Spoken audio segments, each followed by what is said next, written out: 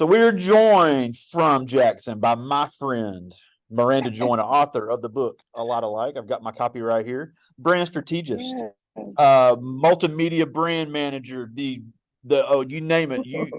She helps businesses find their brand, find their purpose. The best person I could think to start our year as entrepreneurial speakers to talk about her, not only her journey from radio to entrepreneurship, but how she helps entrepreneurs start and what they need to look for, whether Sure. you want to be a part-time entrepreneur or a full-time entrepreneur. You really have, and you have it in your book. We'll talk about the book, but a playlist and a playbook of things you need to do to make sure you have in line, because everybody loves the Instagram putting the funny videos up and the glitz and glamour, but Listen, so much goes into it. So so thank you so much much. for taking some time for us today. Thanks for having me. I'm excited to be here. Now, obviously, before you were doing what you're doing, we used to listen to you in the morning on 99 Jams Hmm. with Miranda and Mailman in the morning. So take us through how that, you were a well-known radio personality here in Jackson, and then Sure. complete 180 and went into business for yourself. And you talk about it in the book. It was a big risk. Yeah, no, absolutely. It was a scary risk. I think for as long as I can remember, I've been wanting to, or having the desire to like work for myself or know that I was supposed to be doing something in the space of leadership, but I've always been kind of fearful of if I had the capacity to handle it, like a lot of people do. A lot of people struggle with the belief or the self-belief or the confidence that they can maintain and do a thing and figure it out. But to talk about where I started from, of course, like you said, I was doing radio for years with WJM. I actually did radio for about 14 years, Wow. and off and on. I know, right? Off and on. And then in the midst of that, I started running an open mic. And really, once I started running that open mic, it was really what exposed me to so many different artists and creatives, and then the business side of looking at them trying to balance their creativity and art and make a way in this world. And so I started giving people advice because I had spent years watching so many different other things in the way that they showed up around branding, right? The way that they showed up in business. I saw so many mistakes being made, being in radio when you're having people come to you for advertisement, looking at what worked and what didn't work. And then I started working with a comedian and helped her build her career from the ground up. And that took Friend Rita off. Brent. Yeah, correct. And I started managing Rita, and things took off there. And so I was all things from brand management to counselor to consulting to promoter to putting together events. And so I really just got a good leg of experience in doing that work, and I really enjoyed doing it. And what I knew was that I wanted to do it for more people. And so one day I was working part time, kind of in between jobs at Mac Hike at a car dealership. Really crappy boss had moved into a position. We had a change in management, and I originally only went there to really figure out my next move, to be honest, as I was still working with Rita. And in that space, when I was deciding on my next move, the management changed. It was a really crappy thing, but I went there with my old boss that I absolutely loved. And then when they pushed him out the way, I said, you know what? I'm just going to take a chance on myself. And that's what I did. I took a chance on myself, and I asked myself three questions. I said, one, what do you love doing? What do you do well, and what do people come to you for? There And you when go. I answered those questions, in that I found that I really wanted to help people build their brand and business. And it's been a journey, a beautiful journey ever since. And now I'm doing, and now I'm in a whole nother pivot. So we can talk about that whenever we get to it, but I'm in a whole nother pivot right now, which is beautiful. Yeah, and you got your website, mirandajoiner.com, and you've done a lot of clinics, virtual and in person here in Jackson area for people starting business on how they find their purpose. Because you can have an Sure. idea, you can have a great product, you can have great customer service, but if you can't sell it and you can't market it and you can't find an identity, you can kind of get lost in the shuffle, especially in a competitive industry. So, what are Yeah. some things that you tell some of these people starting out in order to find their way in those areas? Yeah, I think one of the biggest things that people that I see, one of the more common mistakes is that people forget about the people that they're serving. Sometimes it's really easy to really get caught up in the day to day of how we run a business. We really live in a world where we want to share our stories. We want to tell about how we became a thing and got a thing. And then we often forget that our business is about the people that we're serving. And so we forget to make decisions based on their desires. And we make a lot of decisions based on our own personal wants and desires. So I think one of the biggest things is that sometimes it gets a little murky with learning when to share those stories, right? Because those stories are necessary. There's room for the founder story, my story, like in this instance, where you're asking me specifically about me. So I'm forced to talk about me as opposed to talk about the people that I serve, right? And so people forget to think, well, when we're listening to a thing, like for instance, this podcast or this talk that we're doing now, nobody really takes the time. And I'm not saying you didn't, but I'm saying people don't really with their business go, well, who is this for and what do they want to hear? And what would they get from this? And that should shape how you do your questioning. It should shape how you build your website. It should shape how you name your business. It should shape the colors you Absolutely. pick for your business. And so I Yeah. think that would be the biggest thing, because understanding that these are the people that are paying your bills. And so what I would say starting out is to get really focused in on who you're serving very specifically and what is the emotional need that you are meeting for them with whatever you do. And that's even if you're baking cakes, doing hair, cutting hair, it doesn't matter. There is an emotional need, some type of emotional relief that you're giving to people. And then I would lean into that. That's my advice for people starting out. Yeah, and the phrase I use often is perceived value. If people really think they're getting Sure. a deal, they're going to spend their money. And I think Absolutely. a trap that I see a lot of young people make, and I know you see this a lot too, 16, 17 years old, you want to, even if you just want to be a part-time entrepreneur, you are only, the only advice you get is from your group of friends. That's not the people you need to sell to. You need to have more Oh yeah. customers you don't know than the ones that you know, because like you said, you need the customers more than the customer needs you. It can't just be what you think is cool and fun. It's got to be what the people that are spending the money think is cool and fun. Yeah, well, that goes beyond thinking like a side hustle to thinking like an actual business owner. Because anybody that runs a successful business doesn't consider their friends and family, because they understand that the marketing aspect, that you're forever marketing to a bigger audience. And so people just have to get past that what's in front of them mindset, which is their family and friends. And so if you're super concerned and locked into your friends and family, then you just have a side hustle. It's not really a business. And so the moment you're ready to shift into business, then you understand that your marketing has to reach a much larger audience, that most of the time it doesn't include your friends and family because the familiarity is there. And so they're most of the time they're not even your target audience. Yeah. Yeah, and So, now in our new virtual world that we have now, especially post COVID, there's so many more people you can reach. oh, absolutely. Absolutely. Yeah, absolutely. Well, the internet has caused us that. Even pre-COVID, post-COVID, the internet was around as the tool for us to stand on and maximize. And so the internet has changed the game, definitely from back in the day for marketing. So yes. Yeah. Now, obviously, I have my copy of your book here. A lot of I've read it a Sure. couple times. Yeah. And I would encourage everybody to get their copy on Amazon. Very easy read, but it's got some great information, Yes. because one thing you talk about in there is, even if you don't want to take the financial and personal risk of being an entrepreneur, you can think like an entrepreneur and be an incredible employee. Yes. Or you can think like an entrepreneur and be because one of our regular guests at the class is Dr. Tammy Simpson at Jackson State, who is a full-time biology professor, but has created one of the top hair care products in the country.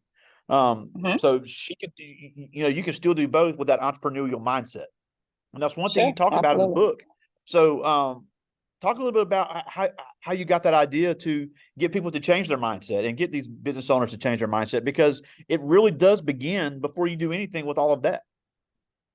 Yeah, no, absolutely. One of the things that I think I discovered for myself, and I'm pretty sure there are people in the world who are doing this that have discovered the same thing. So I didn't discover it like Christopher Columbus and putting a flag on it, but I did realize this for myself in the business, was that, I could give you this information about how to improve your business and brand. And if your mindset wasn't in the right place, if you aren't feeding yourself the right things, if you aren't saying the right things about your business, if you aren't listening to the right things and managing how your mind sees this world, sees your business, sees yourself, sees your success before it happens, then it really doesn't matter that I'm giving you this, because you're not going to utilize it or maximize it. If you are overwhelmed and burnt out and stressed out, which is what I'm learning in this new venture as the CEO and founder of our nonprofit that really focuses on the mental health and the balance of not being burnt out as a small business owner, if you are not in a space where you're feeling mentally balanced or level, it's not going to matter what information I'm giving to you because you're not going to be able to maximize it and use it. So when I learned this very early on in the beginning, I started making our first sessions really centered around that. And one of the pivots that I've taken right now is that I do a lot of talk with business owners, with other businesses and spaces around burnout mindset and overwhelm. And we walk through what that looks like, how to manage it, how to prevent it, and ways to just deal with it as it comes up in your life because there's no way to prevent it. We live in a stressful world. You can't prevent exterior stressors from happening, but what you can manage is how you process the emotions that come up and that are triggered by these stressors. And so that's something that I do a lot of talks about now. That's majority of the conversations that I'm having now. I'm having less conversations about branding and purpose and more conversations about that, especially with us having this organization that is uplifting that message. Yeah. Well, that's what I wanted to talk about next. So, let's talk about your next step because obviously, if you're Sure. moving to, obviously you're still dealing with the entrepreneurial side of things, and you're still an Yes. entrepreneur. But how is that really changing what you're coaching people in? Because obviously, this is a whole new direction you're going.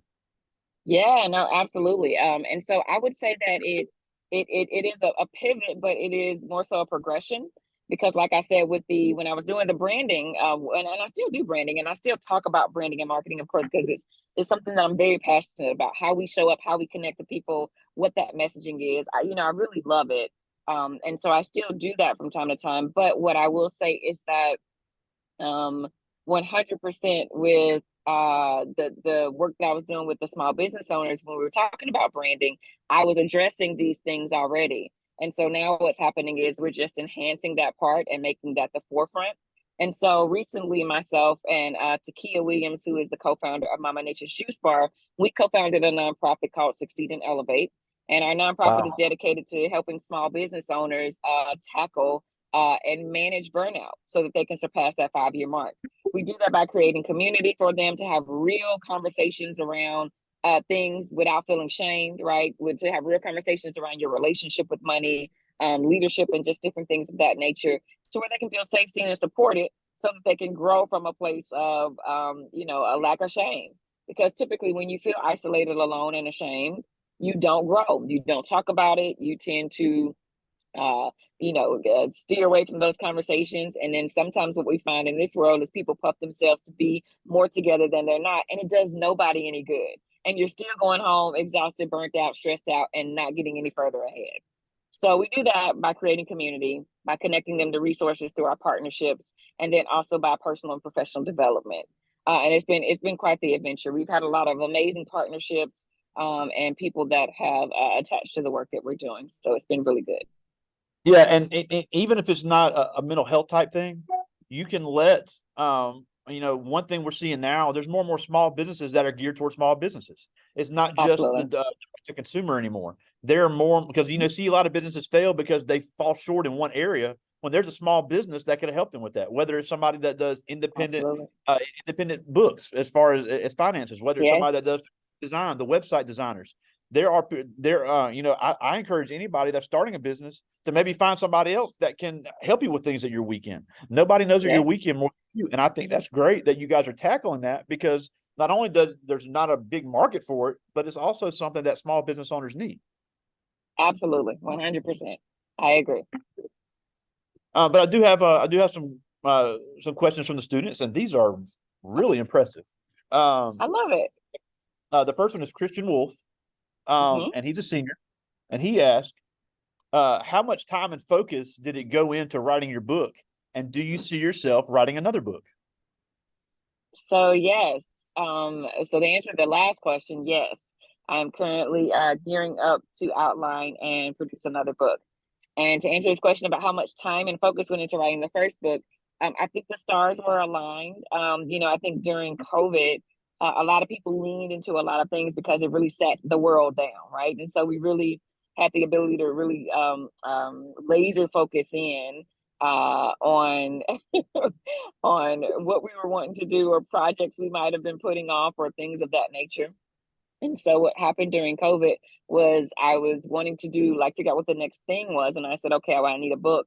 And so me and my project manager, shout out to Kristen Dawn. I love her. to pieces. She lives in Seattle. So myself and Kristen, we came up with the outline and the timeline for this book, and we wrote and self-published my book. Well, we wrote. I say we wrote. I wrote it, and then she helped me with like just staying on task and managing the project, and then she helped me also with the publishing part. But we collectively pulled this book together in 5 months. We had 14 Wow. revisions before we sent it to edit. Wow. And then we sent it off. And I was really intentional about that because I wanted it to be a book, like you said, that I wanted it to be a quick read. I wanted it to be an easy read, and I wanted it to be without all the fluff.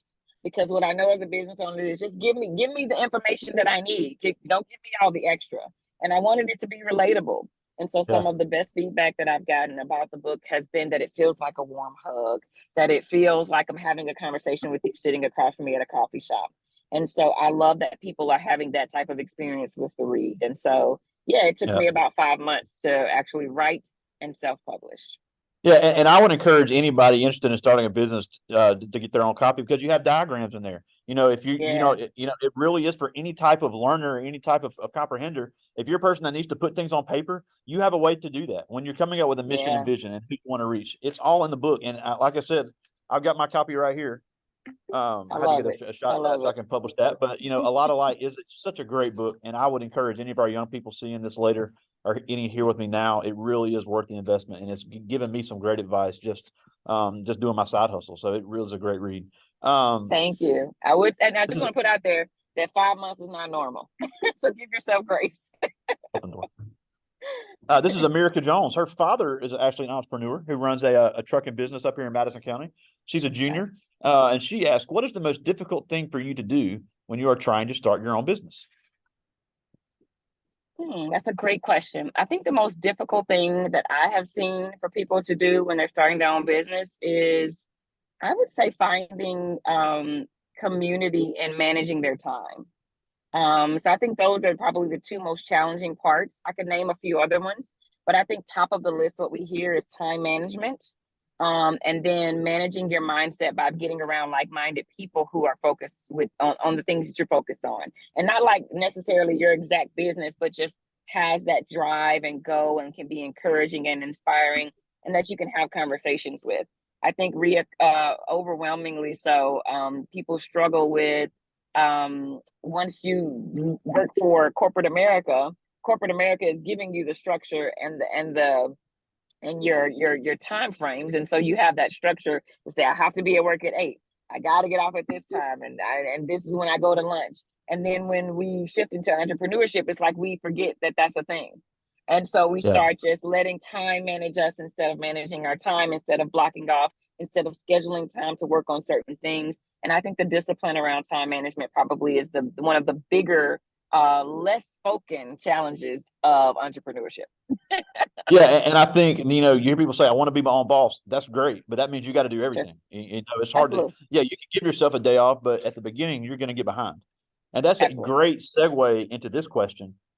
This is Braylon Carter. He's in ninth grade, and this is something we hadn't talked about, but I'm glad he's thinking about this because you obviously, when you go into business for yourself, you're not guaranteed a paycheck. So he asked, "How long did it take your business to start being able to turn a profit?" No, that's a very good question. So, because I had done a little bit of groundwork prior to shifting into working for myself, I didn't just up and quit a job without a plan. I had been building momentum. I had been building my brand awareness, which is my relationship with people that I wanted to do business with, prior to me just jumping out and deciding to rely fully on this. I also had money saved up, and I had savings and all this good jazz, and so I had a cushion. But fortunately for me, I didn't really need it, but it was because I had been curating or cultivating a relationship with the audience that I wanted to sell to prior to me selling them anything. So I think it's really smart. People are always trying to have all the pieces to their business, and then they want to do this grand launch. And I tell people all the time, hey, just start messy, start doing the work, start seeing what works, start letting people know who and what you do. Just start little. Like if you're selling juice, sell it out your trunk. I know you want to have like this storefront, you want to have all these immaculate colors. Just start letting people know that this is what you're doing. See how people Absolutely. receive it. And then you get to the place where you can launch it. So I would just start messy so that you can get better, and then let the things that don't work serve as data to tell you what does work, right? And so I think people forget that as entrepreneurs, it's our job to figure stuff out. But we have somewhere along the way gotten this idea that entrepreneurship is being aesthetically perfect as soon as we hit the ground running. And that's just not how it looks. Yeah, I mean, I always use this joke, but I'm a huge fan of Jasmine Sullivan, but her Sure. song "The Other Side" makes me so mad because I think it's insulting to entrepreneurs because she says in there, "I'm going to move to Atlanta, start a business, and be rich." It doesn't work like that. I mean, Yeah, obviously, it's entertainment industry saying that, but sure. I don't think anybody should have that mindset that it works like that because it doesn't. I got you. But I agree. it is very uh, possible, but it's not just a magic wand. I just it's got not one the more from the normal. students. It's not the norm. I just got one more from the students. This is Donovan Harris, one of our archery champions here at Velma Jackson. He's a junior, Nice. and he asked, "What was your biggest inspiration to write your book?" Oh no, that's beautiful. It's a great question. I don't think anyone's ever asked me that question. So I think my biggest inspiration for writing the book was that it was the people.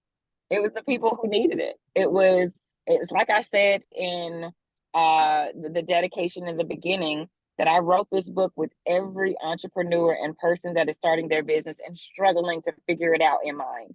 I literally would read and walk through my house with my laptop in my hand and read the words out loud to hear how it felt and sounded as if I was not the person who wrote it, and to ask Wow, myself, was this something that was helpful to me? And wow, so my biggest inspiration was giving people something that they could have that could actually help them and that felt like it was warm and that they felt seen and safe and supported with this information. So yeah, I would say my biggest inspiration were the people that I serve, without a doubt, with that book. that, that Undoubtedly. that's incredible. And it really is. When and here's what I always say. And when if you become an entrepreneur and you make it your point to serve and serve your community, the money's going to come.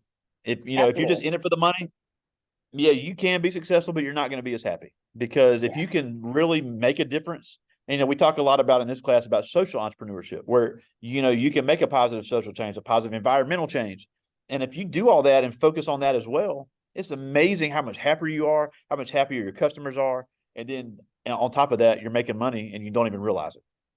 Absolutely. I agree. All right. Well, we're almost out of time, and we thank you so much. It's just every time you're with us, Oh. it's amazing. But you're right here in the Jackson area. It's not like you're one of Yes. our guests from New York or California. You are literally in Mississippi, right down the Sure. road. And you are a young Black business owner here in Mississippi, in the Yes. same areas as our young people now. So you hear a lot of people say, I want to be an entrepreneur and move to Dallas. I want to be an entrepreneur and move to Miami. I want to move to Mhm, Vegas. mhm, mhm, Yeah, if you want to mhm. do that, that's great. But there's Yeah. opportunities right here. There's a market Yeah. for small business owners right now. There's a market for women business owners. There's a market for minority business owners. And I think it's just a matter of these young people saying, look, I got an idea. Let's make it work. So how can they take advantage of that right here without having to go somewhere else? Yeah. So I am a realist. And so I'm not going to pretend that living in Mississippi doesn't come with its challenges. But and for on any level, right? For even in the small business space. But what I will say is that I encourage anybody to travel and to bring back what they learn from other environments and spaces. If staying here is what you want to do, right? And what I will say is that Mississippi and Jackson is the perfect and ideal place to start a business and test out its growth and its challenges. You just have to change the perspective in which you look at this space. You have to look at it as a space that you can figure out. But it is the prime place to start any business and to work out the kinks, to work out what does work and what doesn't work with people. Mississippi people are very honest. They're very about authenticity of who you are, what you do, and how you feel. And so it's a real good way to test your character and your ability to be Yeah. able to adapt to this community. Every city comes with its challenges. So every culture comes with its own challenges. It's just a matter of you looking at your space and saying, how can I maximize growing my business from this space? And then when I travel and go to other places, instead of looking at it like, man, I'd much rather be here, because when you move there, you're going to learn that it comes with its own set of BS. So There it's you about go. looking at the space that you're in and saying, how can I maximize and how can I grow in this space? And then when I travel, what can I learn from this environment and then bring back to this space to maximize? And then if moving is your thing, because I'm not one for always trying to tell people to be trapped in a place they don't want to be in. If moving is for you, then move. And that's what I'm gonna say, and I'm gonna say it every time. You know, I'm an advocate for Mississippi. I'm here clearly. I've been here my whole life, and I have not left. But at the end of the day, I'm not everybody, and I don't know your path, and I There you can't go. determine your path based on where I'm planted. So just make sure that you're utilizing the space that you're in, and not looking at it in a negative way. Everything again goes back to mindset. It is a great place to start a business. It's a great place with low pressure. It's easy. It's cheaper to start a business here in Mississippi. It's easier to start a business here in Mississippi, and then the culture is more accepting, and so you can learn so much if you take advantage of your environment. It's way easier than doing it in Atlanta. It's way easier than doing it in New York. It's way easier than doing it in California because it's cheaper and it's less competition. So that's all I'm gonna say about that. That would be my advice to anybody. That's great stuff. Now, before we go, MirandaJoiner.com. Tell us, you're a great Instagram follow. You've got workshops people can attend. They can buy your book. So tell us where we can find all that. Absolutely. I am everywhere on every platform for the most part. Not too many of the new ones, but the basic ones. I'm on the core old school platforms like Instagram, LinkedIn, Facebook. I'm on Clubhouse. You can find me on all platforms, including my website at MarandaJoiner.com. That's MarandaJoiner. That's all A's in my name. Yeah, and then on there you'll have your schedule for when you have workshops for small business owners when you're speaking, and obviously a link to buy your book, which again I encourage everybody to get everywhere books are sold. A Lot Alike by Maranda Joiner. I Great love stuff. it. So thank you so much for Thank taking some time for us today, brand strategist, the unbelievable Maranda Joiner. Thank you so much for joining us today. Thank you. Thank you. It was great. Thanks for All right, having me. always a pleasure. Talk to you soon, my friend. See you later. Bye. See ya.